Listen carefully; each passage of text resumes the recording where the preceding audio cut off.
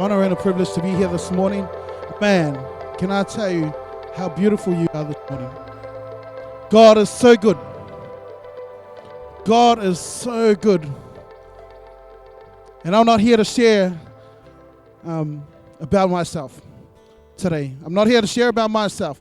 I'm here to talk to you about the goodness of God in my life. The goodness of God in my life and the goodness of God before I even met God. God knew me before I was in my mother's womb. And I'm here to tell you that story for about 3 hours, okay? Thank you. Can we give it up for Steve and Rookie, please?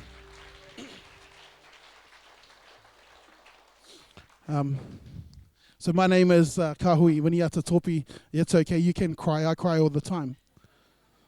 All the time. I cry all the time because I know how far God has brought me in my walk. I've been a Christian since September the 30th, 2015. I come from a small place up north well, actually, north is like the North Island to you guys, eh? So, the far north of the North Island called a place called Taipa, where that's originally where my mother comes from. Not too far from where Ness is from. And that's where my grandfather actually comes from.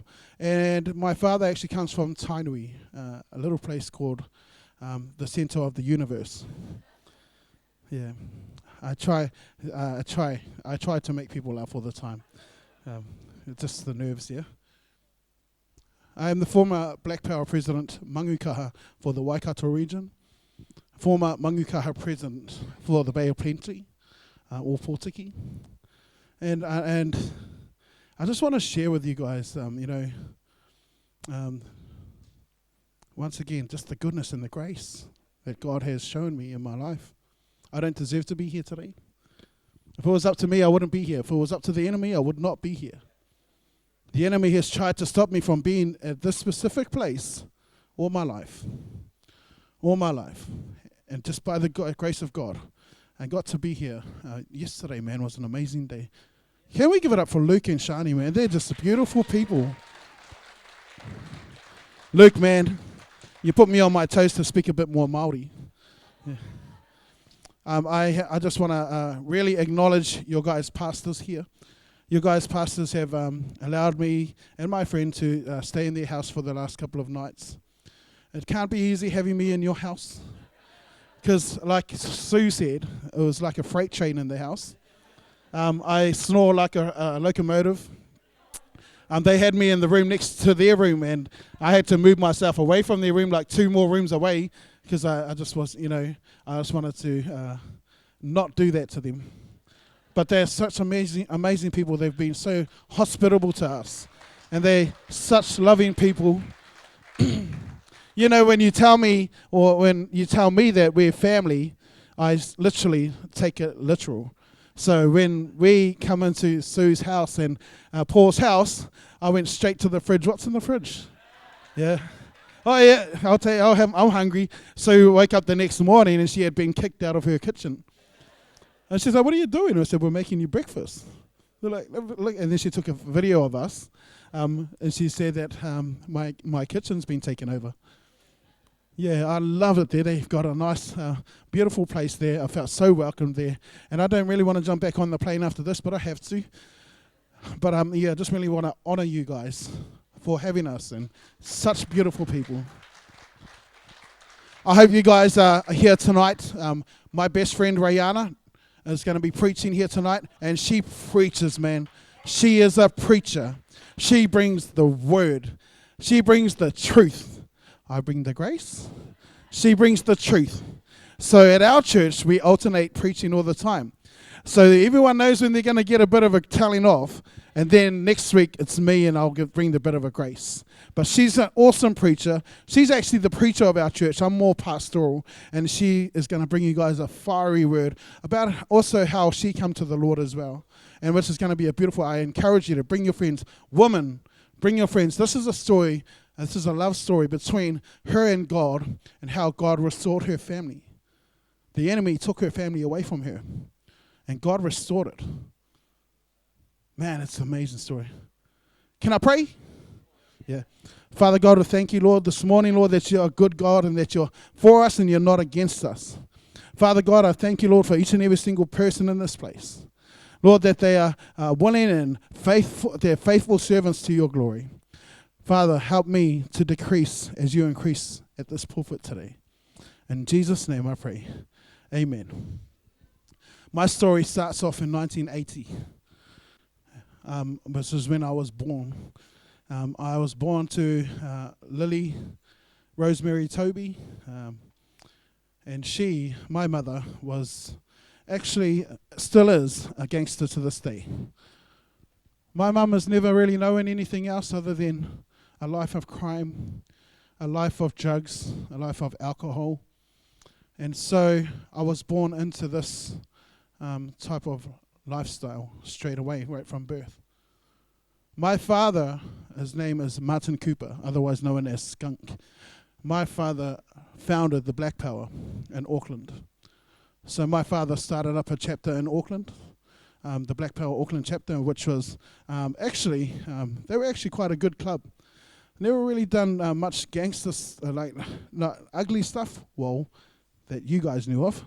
However, Robert Muldoon gave them a lot of contracts to build a lot of construction sites and a lot of houses and stuff. So my dad was really well off in the club, which means that he never really had much time to be a father. And so while my mum was in prison, I lived with my grandmother. Nannies. You'll notice that in our culture, Māori culture, we love our nannies because they usually raise us, because they usually take us from our parents and look after us if they can't look after us. So I'm a nanny's boy. I am a nanny's boy. And so growing up, I had a lot of love from my grandmother. My mother was always in prison. She has spent 28 years in prison over her lifetime. My mum's actually quite famous too. She's been on TV quite a few times. There's this program that used to be on TV. It's called Crime Watch. Used to be on in the 80s. Not Police 107. This was before Police 107. Crime Watch. So I remember seeing my mother on occasion on TV. Ma, look, Nan, Mum, Nan. She's like, my Nan will come out and she'll like, oh, here we go again. Because my mum would be always in and out of prison. I lived with my grandmother for the first 13 years of my life. She took me from the hospital, actually, because my mum was in prison when she had me. She took me from the hospital and she started to raise me. I used to call my grandmother Mum. And we had quite a few of us that lived there as well, my cousins. And so my story starts off there. Born into a generational curse straight away. The enemy is already trying to take me. John 10:10, it says this: the enemy comes to kill and destroy. And so he's always trying to steal my life away from me. Kill any desire that I have of having parents. Trying to destroy my life already. I'm not saying this, I'm going to get to the good part. I'm not saying this to make you feel sorry for me. But he does this to each and every single one of us. And so, I'm a nanny's boy. My mother would, on occasion, my grandmother would come to me and she would go, son, your mum's getting out of prison next week. And I remember this joy that I had. I remember the feeling that I used to have for my grandmother, for my mother, the yearning. This yearning, because my mother was never there. I was playing out I'll never forget it. I was playing out on the streets, playing cricket with all my friends in the middle of the road. Because in the 80s you could do that. You can play cricket in the middle of the street and then a car comes down the road and it's like, car! And then you all jump off the road and then a car goes past and you jump back in the middle of the road and keep playing. My grandmother comes out and she said, come here, son.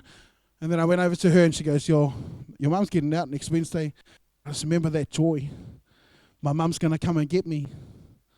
My mum loves me. I used to tell all my friends, when my mum gets out of jail, my mum's going to come and pick me up and I'm going to go live with my mum. Because all my friends had mums. And I remember that day clearly. I had a yearning. I had a yearning for love from my mother. I actually remember many occasions that actually happened. My mum would get out of prison. Yep, she would come and see us, and then she would get herself back into trouble a couple of months later and be in jail again. Sometimes for a couple of years. The longest that my mum's done in prison, the longest leg is 8 years. But she would always go away for at least a couple of years. And so my grandmother would say to me on occasion, "Your mum gets out next week." And I still had that yearning. And I still had it. Comes to maybe the third time, and I'm about 7. And my nana said, "Your mum's getting out on weekend leave." And I still remember that feeling. I want my mum. My mum's coming to get me. And I remember clearly the day that my grandmother told me that she was getting out of prison, and I didn't care anymore. I remember it. I was 11 years old. And we were playing with our toys in the lounge, and then my nana said, my nan used to be so excited when my mum was going to get out of prison. And she'll come and say it too. She'll be like, your mum gets out again, boy. She's going to come and get you. And I said, "I'm okay, Nan. I'll stay here. I'm all right, Nan. I'll stay here." Because I just didn't care anymore. This void, I wanted to be loved. But my mother had let me down so many times that I had lost love for her. And that's at 11 years old. And so I actually carried on this burden. I carried on this bitterness towards my mother. Throughout my teenage years, throughout my adult years, I carried this bitterness and unforgiveness. I actually, my grandmother, she passed away when I was 12 going on 13. She passed away. I remember walking back from school with my basketball, and I went up to go see my nana at the hospital, and she was talking. And she looked okay. And then, a couple of days later, I used to walk up there from school every day. A couple of days later, all my mum's brothers and sisters were at the hospital. My mum wasn't there because she was in jail. And as a young child, I'm looking around wondering why they're all here. And then my granddad, he come home one night and said that my nana had passed away. And I just remember thinking, now what? Where are we going to go now? Because my nana was it for us. My mum's always been in prison. My mum was still in prison. And so when we had my nana's funeral, my siblings were all sitting there thinking, where are we going now? I still yearn for my mum. I still want my mum, but I know that my mum can't look after me. My mum come to the funeral with a couple of prison guards handcuffed to her. Got to see her, but I didn't really acknowledge her there. I was too busy crying. And so I carried on this bitterness, and I tried to look for love in all the other places other than in my mum. I just wanted to feel nurtured. I just wanted to feel loved. I used to play rugby quite a lot. And I'll see, a kid get a try, and I'll see him run over to his parents, and his parents would hug him and nurture him, embrace him. I want that. I used to think that all the time. I want that. Why can't I have that? And so I grew up with this bitterness towards my mum. I came to this point in my life where I'm going to have to harden up at 13 years old. I'm going to have to harden up, and I'm going to have to, do it on my own. My papa actually put us out to. So I'm one of 17. I've got 8 brothers and 8 sisters. We didn't have our family didn't really have TVs back in the day, and so we all got split up. And a few of us went to Auntie Mana, a few of us went to Auntie Shah, a few of us went to that auntie and that uncle, and 2 of us went to that uncle. 2 of us went to that uncle, the wrong uncle. And that uncle, used to every single day abuse us emotionally, violently, physically, and I can say it now, sexually as well. and all of this sort of stuff. I used to think to myself, when my uncle used to come home in the middle of the night, and we would be sleeping, and he used to come into my room. And I used to think to myself, what did I do? What did I do? He used to beat me up so bad, like an adult, like I was an adult. I remember one time he pushed my eye sockets right in so far. I thought I was going to die.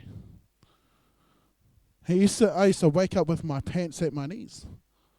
And I used to think to myself, what have I done to deserve this?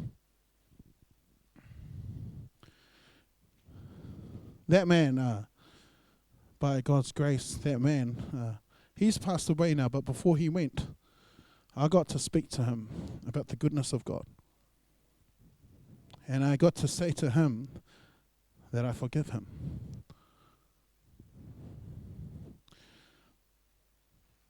And so, all of these things that started happening to me in my life, I blamed on my mother. How could you blame it on your mother? If you had have only been a mother to us, if you had have just looked after us, this is my thinking, we would have been okay. We would have been all right. You decided to do your own thing. So I had this huge bitterness towards my mother. I found a bit of a gifting in my singing, and I kept it to myself. Only my family would know, but my mum would say to people all the time, that's my son. He gets it from his mother.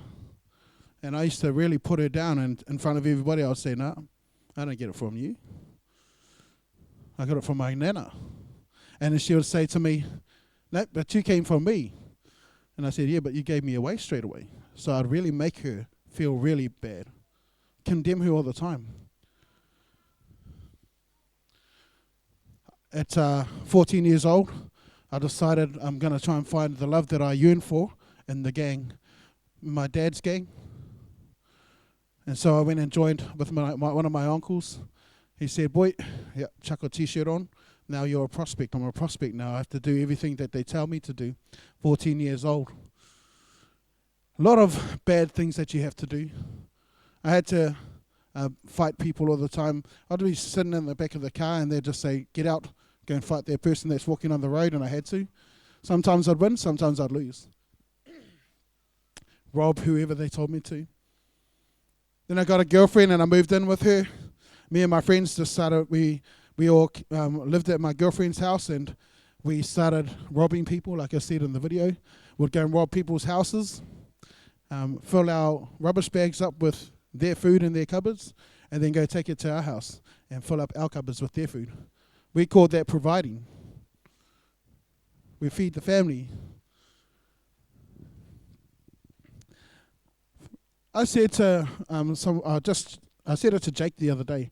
If I could go back and talk to my former self, my younger self, and say something to him, what would it be? And I said I would go back to my 15-year-old self, and I would catch him before he put the screwdriver in that door to break into their car, and I'll tell him, don't do it. From that moment on that I stole that first car, my life just started going downwards. I was in jail all the time. I went to jail when I was 15. Back in 1995, you didn't have youth prison. You just went straight to big boys prison with men, with murderers, with rapists. You just went straight there. So you had to learn how to toughen up. You had to learn how to harden up. I had been beaten up so many times in my life that, you build up this wall, this emotional wall, and nothing can faze you anymore. You just don't cry. So you just start to become hard. At 17 years old, I was a part of a gang war up in Auckland. My gang was the Black Power, and we had a gang war against the King Cobra. And throughout this, a 17-year-old Kahui, I had a gun in my hand. This big islander man came towards me, and I was actually a lot more skinnier than I am now. He started coming at me, and the only way I could defend myself was shoot him. And so I shot him in the stomach. And that was the first time I shot somebody in my life. And after that, all my brothers that I prospected for, they were like, you're the man. And my uncle would just come to me afterwards, and he put his patch on my back, and he said, "That's you, boy." And I became a patch member for the Black Power. I earned my patch by shooting somebody. Prison became a reality for me almost every year. Every birthday, I was always in prison. Violence all the time. I had such a bitterness towards women. I would beat up my girlfriends. I hated women. And I knew it was, and now I know it was because of the bitterness that I had towards my mother.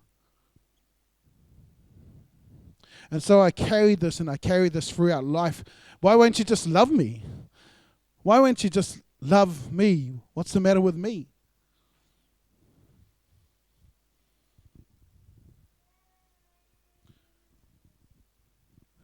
Did you know I tried to take my own life 3 times, and from a teenager to to right before I met Jesus. I tried to take my own life because I felt I needed to fill this void in my heart.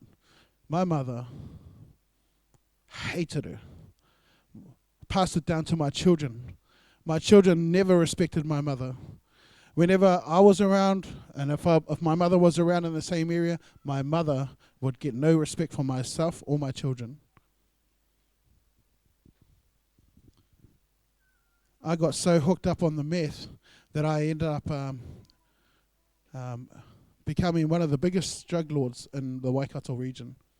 So I became a patch member at 17 years old. All right, I've done that. Now I want to be bigger. I want to be a drug lord. So I started selling drugs, and I didn't like to be, at the bottom scale of the drugs. So I went straight to the big ones, and I learned how to make it, meth. And then I became, one of these drug dealers with all the cars, drug dealers with all the money, all the toys, all the women, and all the power. And then I became a drug dealer, and I'm like, what's next? I've got all this money. I was making $13,000 a day. I've got all this money, got all this drugs. I'm like, what the heck's next? Still trying to fill that void in my heart. And then I ended up chasing after a new goal, which my new goal ended up being, I'm gonna become the youngest president of the Black Power in New Zealand. And then I chased after that dream, and then I got it. And so at 30 years old, I was the youngest president of my gang in the country. And it was all owed to the gang, to the drugs. Gangs, drugs, violence, money, women, had it all. I had it all. But I was still hurting in here, still lonely in here. I could be maybe you guys can help me out by raising your hand, but have you ever been in a room full of people, and still feel lonely? All the time. I would always feel that way. Always feel that way. I'll put on parties, and these parties I would buy all the drugs, I would buy all the the alcohol, I'd buy even all the women sometimes, just to make people hang around with me, to make people love me, to make people like me, but it would always fall down. I would go into my room and always be so lonely all the time. Didn't know why. I'd look for my love in women. I'd try and find love in getting people to like me. And that was actually my ultimate, I won't say my downfall. That was what defined my life. September 2015, my partner left me on September the 29th. My partner left me. And she had left me many times, but she always came back. But somehow I knew that this was the time that she wasn't coming back. She had actually jumped on a plane. Her father, I actually rang her father after she had left the next day, and I rang him up and I said, "Where's your daughter?" And he said, "I thought you already knew." I said, "What do you mean?" He goes, "I dropped her off at the airport last night. She went to Australia by her mum." And my heart just broke. My heart just broke because I thought I'd found my love in here. And my heart just broke. I knew she wasn't coming back. I can't go to Australia. I'm not allowed out the country. My criminal history is too bad. And at that time, I was actually on my way back to prison for 3.5 years. I had a bracelet on my leg. Wasn't allowed to leave my house. And so I just broke down, and I really broke down. Right down to the point I had a big bag of crack, and I started smoking it by myself. I called up my bros to bring me over some alcohol because I wasn't allowed to leave the house. They brought me over some alcohol, and then I told them to leave. Went into my shed and started drinking and smoking by myself to try and make the pain stop. I was trying to make the pain stop. And then I went into my shed, and I put a noose up on the piece of wood up the top, and I put my head through it, ready to take my own life. You'd think that by me sharing this with you that it gets easier sometimes. I've shared this heaps and heaps of times. But every time I get to this part, it always, and I put my head through the noose, and I've never done that before. Like I said, I've tried to previously take my own life 3 times, but I'd never actually got my head through the noose. This time my head was through the noose. So all I had to do now was just drop off the table, and that was it. Tears pouring from my eyes. They just wouldn't stop. Because I wanted a love that nobody in this world could give me. I wanted a love that my mum couldn't give me. I wanted a love that throughout the gang that I tried to make them love me, they couldn't give it to me. I wanted a love that women couldn't give to me. Life was always up and down, but when I was down, I was really down. And I had nobody to share it with because I was the prez and I was the eldest of my siblings. They shared their problems with me, so I never really shared my problems with them, so I could just be the strong one. So I never had anyone to talk to. And at this moment, this was the defining moment. I knew I was going to jump, and I knew it was over. Do you know that a lot of people say this? When people commit suicide, they take the easy way out. That is so hard to do. You got to have so much courage to actually do that, build up the courage to do that. So I really feel for people that do this. And so pouring out of tears, I don't know what made me do it, but I really don't. And you hear this on a lot of stories and a lot of YouTube clips, and I called out to God. Yeah. Pouring out with my tears just flowing, I just said, God, if you're real, I need you now. And that's all it took. That's all it took. If you're real, God, I need you now. And then boom, in an instant, God's presence come into that room. In an instant, God's presence come into that room.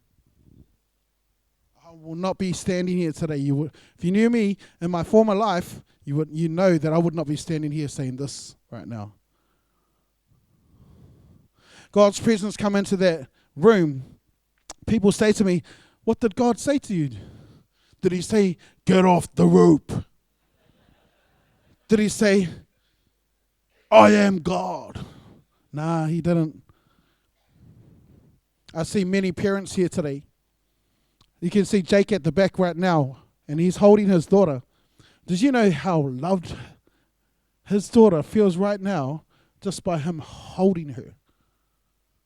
Just by him holding her, she feels loved. She feels nurtured. She feels cared for. God's presence come into that room at that particular moment, and it just wrapped me around, and it surrounded me, and it just picked me up as if to say, I'm here now. I swear that presence was the presence that I've always yearned for. The nurturing feeling that I've always yearned for in my whole life. In an instant, just came. And it filled my heart with love. And it filled me up. God didn't say anything audibly. But his warmth and his nurturing said to me, we're going to be okay now, boy. We're going to be okay now. And I took him at his word from that moment on. I took him at his word. God said to me, we're going to be okay now.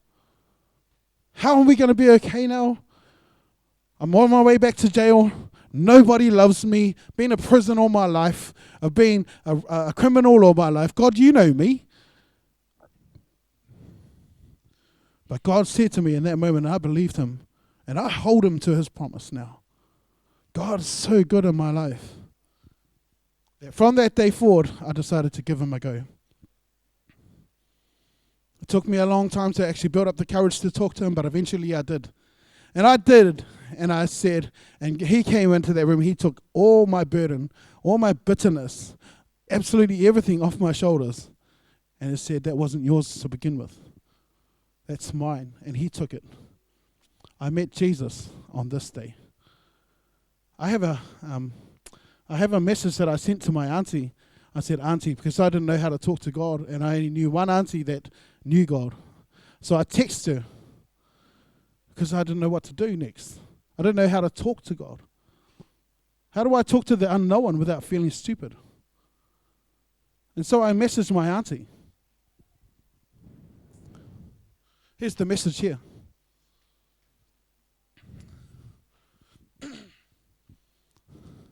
Hi, Auntie. This is September the 30th, 2015. Hi, Auntie. Can I ask your advice on something? How may I help? I want to pray, but don't know how to. Tried to this morning, but the words won't come out.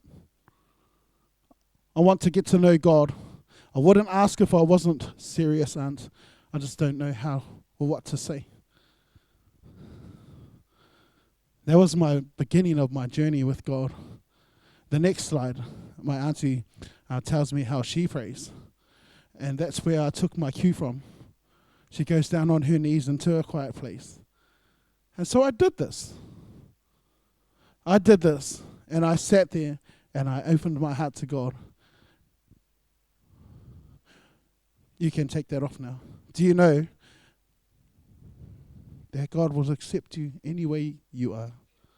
It doesn't matter what background you come from. Do you know I've shot people, stabbed people? Do you know how many families are not together today because of the drug that I sold them? God forgave me. You can come to God as you are, but he won't leave you the way you are. He will not leave you the way you are. I shouldn't be here today. If it was up to me, I wouldn't be here today. But you know why the most common reason why the people of today keep taking their own lives? It's because they feel there's no hope. I just wanted the pain to stop. And I believe there was no hope that it could stop. But I wanted to tell you today, there's somebody in this room right now that is going through exactly the same thing. And I want to tell you today that the enemy is a liar. The enemy is a liar. And there is hope. And his name is Jesus. His name is Jesus. I've only got a couple of more minutes left, but I'm going to tell you what he's done in my life since. So I didn't go to jail.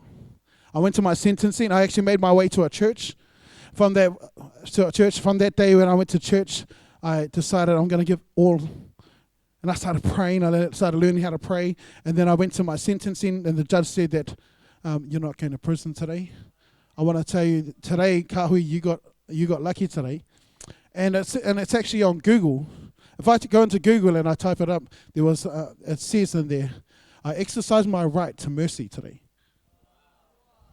And I didn't go to jail. I got some community hours. I got a lot of supervision for a couple of years. But by God's grace, I didn't go to jail that day.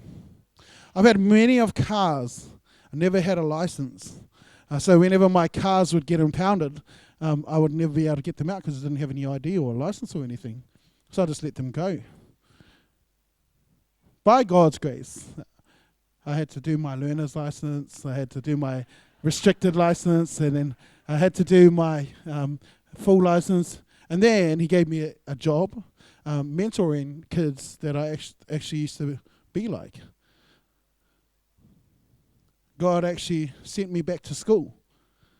And he sent me to a Bible college, of all places.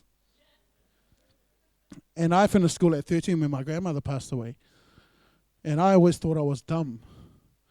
But by God's grace, and I pushed into Him each and every single day, whenever my essays would come back, they would be A's, B's, B minus. I got 1 C one time. But I have today, I stand here before you today with 2 diplomas. Yeah. I have a certificate in social services.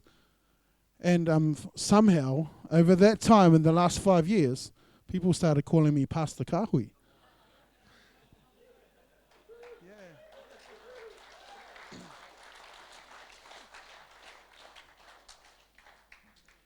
I'm going to finish off by telling you this. Do you know that heaven lives inside of you?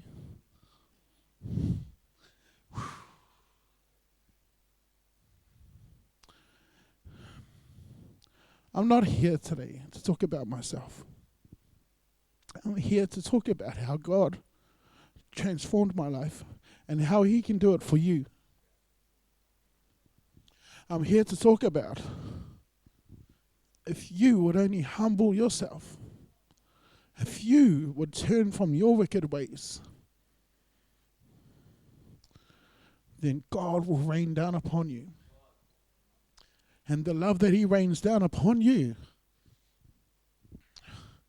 my goodness, I get to hang out with beautiful people like yourselves. I'm not out of the country. God's grace. I've been to Fiji, I've been to China, I've been to Philippines. Myself and my friend are going to Rarotonga next week. I'm not even allowed out of the country. I don't know how I get through customs. I'm on the police most wanted list as the Black Power president. I can't imagine all these things that God's done in my life.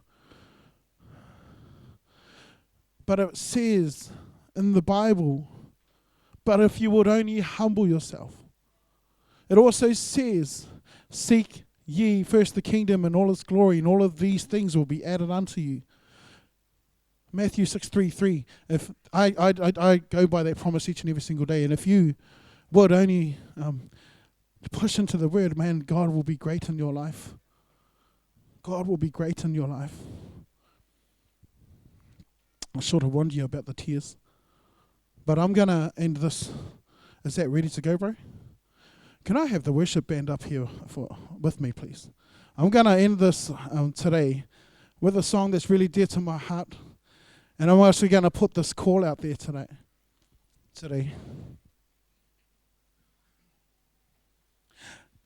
Somebody here today. There's somebody here today and you feel something stirring in your stomach. Spiritually, you feel something stirring in your stomach. I want to tell you that's Jesus. Something stirring in your stomach and you know that you want to make a response to it. You know that you want to make a response to it. And you want to make a response to it physically. I want to tell you what that feeling is. That's God. I want to tell you what that feeling is. That's Jesus. That's the Holy Spirit stirring up inside of you. And you don't know what to do with it. Let me tell you, this is Jesus asking, will you live for me?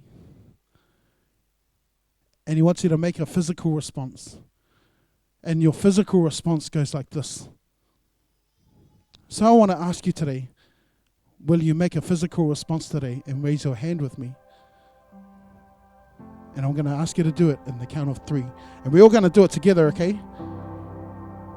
We're all going to do it together. We don't need music for this part. 1, 2, physical response. 3, let's go. Oh my goodness. Thank you, Jesus.